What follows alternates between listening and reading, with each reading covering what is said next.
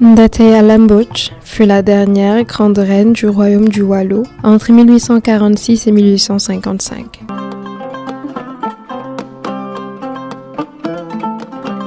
Le Waalo, un royaume dans la vallée du fleuve Sénégal, au nord du pays.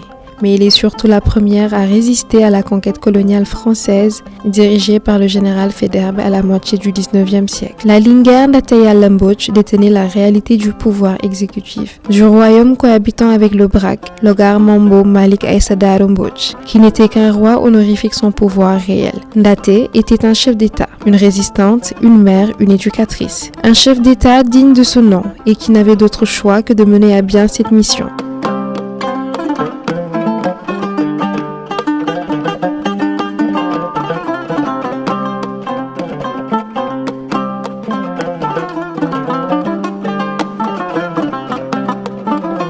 Avec Ndaté, on assiste à l'accomplissement du processus, du contrôle du pouvoir initié par les Linguères dès le XVIIe siècle. Ainsi, en 1819, dans les accords signés entre le Waalo et les Français, il ne figurait que des hommes. À partir de 1846, tous les actes officiels portaient le nom de Ndateya. Elle finit ainsi par reléguer le Braque et les autres dignitaires au second plan.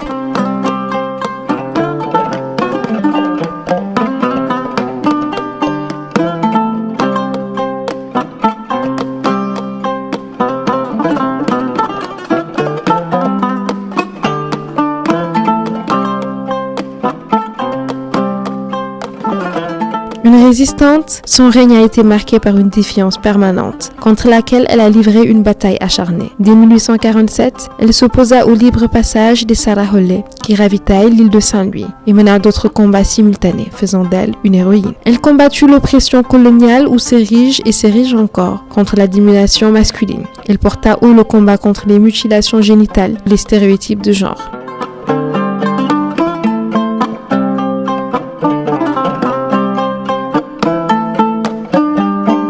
Ndateya, l'incarnation du courage, de la persévérance. Puisse la génération s'inspirer de son parcours impressionnant.